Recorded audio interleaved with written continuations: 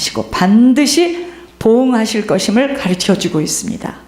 이걸 알았어야 되는데, 이 죄를 좀 알려줬어야 되는데, 그런데 하나님의 구약 선민 이스라엘 백성들은 하나님의 진노가 자신의 원수들에게만 임할 뿐, 자기를 공격하는 나라에게만 임할 뿐, 자신은 항상 하나님의 보호와 사랑만을 입을 줄 착각하였어요.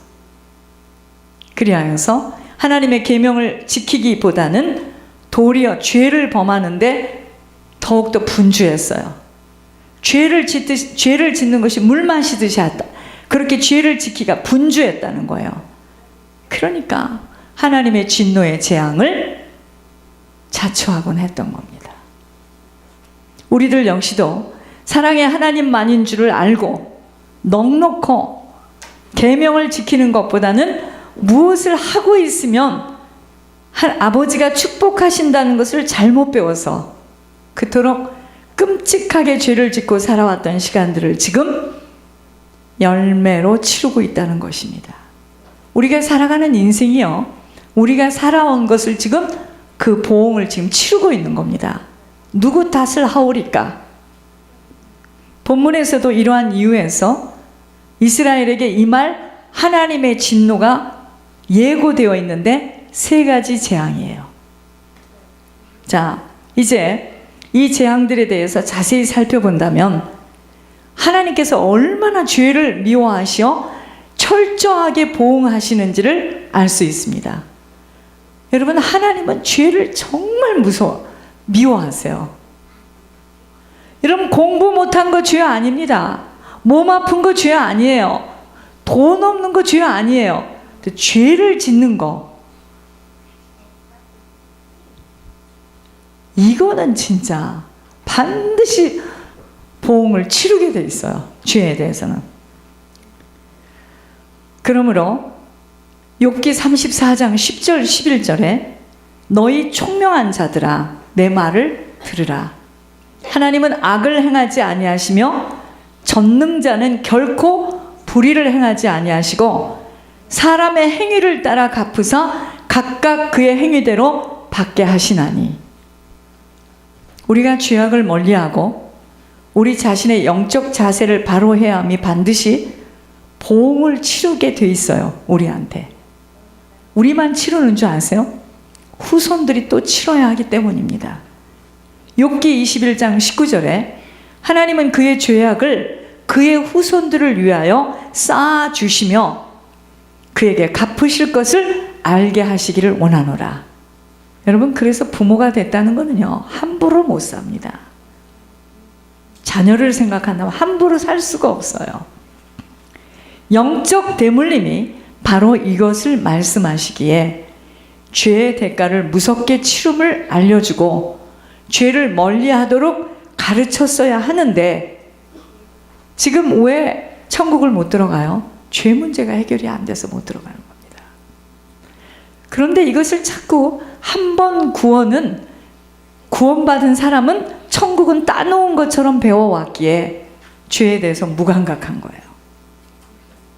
그렇게들 막 살아도 되는 것처럼 세상 사람과 구분되어 살지 못하며 세상 사람들과 그 세상 사람들이 가진 걸 보고 부러워하고 세상 사람들의 것을 뺏겠다고 똑같이 아기다툼을 하는 거예요. 우리들은요, 영적 이스라엘 백성들입니다. 하나님을 믿는 자들, 우리가 하나님을 믿는 자라면 이스라엘 백성들이 받은 그 재앙을 우리들 자신도 받게 되므로 말씀을 받아야 돼요. 자, 오늘 선지자 아모스가 범죄하는 이스라엘 백성에게 하나님께서 아모스를 통해서 세 가지 환상을 보여주시는 거예요. 처음 본 환상이 뭐냐? 메뚜기가 땅의 풀을 다 먹어요. 메뚜기 재앙입니다. 메뚜기가 땅의 풀을 다 먹어버리는 거야. 여러분, 메뚜기는요, 왕성한 식욕을 가진 곤충이에요. 이 곤충은 무리를 지어서 날아다녀요. 그래서 농작물에 해를 끼치는데 그 메뚜기가 지나간 자리에는 어떡하죠? 풀 한 폭이 남지 않을 정도라는 거예요. 이 메뚜기 재앙은 기억나지 않으세요? 출애굽 때 이스라엘 출애굽을 가로막던 애굽 땅에서도 임했던 재앙으로 왜 한국의 들판에 가면 이렇게 수아비가 서 있죠? 메뚜기 때문이에요. 메뚜기 때문에 가짜 사람을 거기다 이렇게 세워놓는 거야. 아모스가 본 메뚜기 재앙은 바로 이런 이야기입니다. 이스라엘 주변의 강대국들이 메뚜기 떼처럼 이스라엘에 침공해서 이스라엘의 모든 것을 악탈하고 폐허화 시킬 것을 예고하는 거예요. 그 결과 이스라엘에서는 양식이 없으니까 백성들이 굶주림에 고통당할 것을 경고하는 거예요. 왜 이런 일이 일어나죠? 이스라엘 백성들이 선민인데 이들이요 영적 자만심에 빠져 타락했어요. 그리고 우상 숭배를, 영적 자만에 빠져 있으니까 자연히 우상을 숭배할 수밖에 없고 각종 죄악을 서슴지 않고 저질렀기 때문입니다. 이때 하나님은 진노의 막대기를 들어서 지금 이스라엘을 징계하려 하시는 거예요. 이처럼요 이스라엘이 하나님께 범죄함으로 하나님의 진노를 자초하여 메뚜기처럼 이스라엘 주변에 있는 아주 강대국의 침략을 받게 되는 거예요. 그렇게 되니까 어떡하죠? 극심한 굶주림에 고통에 빠져요. 여러분, 자기 자식을 삶아 먹는다는 이야기 성경에서 봤잖아요. 열왕기하 6장 24절 29절에 그게 여호람 왕 때인데 그때 아람 왕 베나닷이 군대를 몰고 와서 사마리아 성을 에워싼 탓에 성 안에 양식이 다 떨어져요. 그만 성 한 사람이 자기 자식을 삶아 먹을 정도였습니다. 메뚜기 재앙을 보여주시는 거예요. 이 얼마나 비극적이며 무서운 보응인지요. 오늘날 우리들에게도 하나님을 믿는다고 하는 자녀인데 하나님의 공의를 무시한 채 죄악을 일삼는다면 이와 똑같은 재앙을 당할 수 있다는 것을 지금 보여주시는 거예요. 우리가 조심해야 할 것은요, 사람에게는 미움을 살지라도 죄와 불의를 조금도 용납하시지 못하는 하나님의 진노를 사는 일은 없어야 돼요. 사람에게는 내가 미움을 당해도, 그죠? 오직 주님이 하신 말씀에 대하여 순종하며 어떠한 어려움과 고통 속에서도 하나님의 인도함을 받도록 힘쓰고 애써야 돼요. 첫 번째 재앙이 메뚜기 재앙이었다면 두 번째 재앙은 뭐냐면 불재앙이에요. 불. 메뚜기 떼가 엄습해서 농작물이 하나도 남아지지 않게 되지만 농작물 위의 것, 그 밖의 것 그래도 남아있을 수 있어요. 그러나 불은 불타 없어져요. 불타버리면 어떡하죠? 어떻게 되죠? 폐허만 남게 되죠. 폐허의 자국만 남게 돼요. 성한 곳이라고는 하나도 남지 않게 됩니다. 불이 나면. 본문에서의 불은 이스라엘이 당할 철저하고도 비극적인 심판을 예고하는 거예요. 앞으로 재림에서 오실 주님이 불로 깨끗이 씻어내겠다는 겁니다. 지금 이러한 재앙의 원인은 왜 처음에는 메뚜기 재앙으로 곡식을 다 갉아먹으니까 먹을 것이 없어서 아이까지도 삶아 먹을 수 있는 여호람 왕 때 어떻게 했죠? 아이를 삶아 먹었어요. 먹을 게 없어서. 그런 것처럼 지금 메뚜기 떼들이 와가지고 이스라엘 백성들 이렇게 회개하지 않고 이런 식으로 교만해서 우상 숭배하고 교만해서 하나님 등지고 가게 되면 다시 옛날과 같이 메뚜기 떼가 와서 싹 쓸어가는 일이 올 거라는 거예요. 두 번째는 불재앙인데 메뚜기 떼는 와가지고 곡식만 다 먹고 가지만 다른 것은 남아있을 텐데 불은 어떡하죠? 불이 타면은요 완전히 다 없어지죠. 폐허가 되죠. 폐허가. 본문에서의 불은 이스라엘이 당할 철저하고도 비극적인 심판을 예고하는 거예요. 이러한 재앙의 원인은요, 이스라엘이요 하나님의 선민으로서 특권만을 기대했지, 우리는 하나님께서 택한 자야, 우리는 하나님께서 택한 자야, 그 특권에 따르는 막중한 책임은 외면하고 회피했기 때문이에요. 그러니까 여러분, 특권을 가지고 있다고 좋은 게 아니에요. 특권에 따르는 막중한 책임이 있어요. 그러니까 그들은 오히려 하나님을 알지 못하는 이방인들보다 더 타락해서 하나님의 진노를 더 사게 된 것입니다. 이렇게 불심판을 기억하게 해주는 사건이 있죠. 그게 뭘까요? 이렇게 불심판이 났던 때가 언제였죠? 아브라함 때 타락할 대로 타락해서 성중에 의인이 한 명도 없어 하늘로부터 쏟아진 유황불에 멸망당하고만 소돔과 고모라의 심판 사건이에요. 그런데 이러한 불심판은요, 하나님의 최후 심판과 관련해서도 예고되어 있다는 것 우리는 알아야 돼요. 계시록 21장 18절에 그러나 두려워하는 자들과 믿지 않는 자들과 흉악한 자들과 살인자들과 음행하는 자들과 점술가들과 우상숭배자들과 거짓말하는 모든 자들은 불과 유황으로 타는 못에 던져지려니 이것이 둘째 사망이라. 자, 장차요 주님이 재림해서 오시면은 하나님께서 세상 모든 사람들을 심판하실 터인데, 하나님을 믿지 아니하는 자들과 흉악한 자들과 살인자들과 행음자들과 우상숭배자들과 거짓말하는 자들 불과 유황으로 타는 지옥 불못에 던져질 것이라고 예고되어 있어요. 얼마나 끔찍하고 무서운 심판입니까? 그러니까 우리가 하나님의 자녀라면 다른 거 가지고 지금 갈등할 여유 없습니다. 사람이 나를 어떻게 여러분 그게 무슨 지금 상관입니까? 그 사람이나 나나 지금 심판대 앞에 서야 되는데, 내 자신이 영적 관리를 철저히 함으로 내 자신의 믿음을 굳게 지켜야 돼요. 여러분 어떤 때는요 시험에 빠지면 교회 오기 싫습니다. 근데 또 안 올 수는 없잖아. 이 교회는 뭐 또 천국과 지옥하고 연결이 돼 있으니까 정말 치사해도 가야 되는 거야. 이게 또 혹시 미끄러져가지고 이게 또 나는 자격 정지가 먹을지 모르니까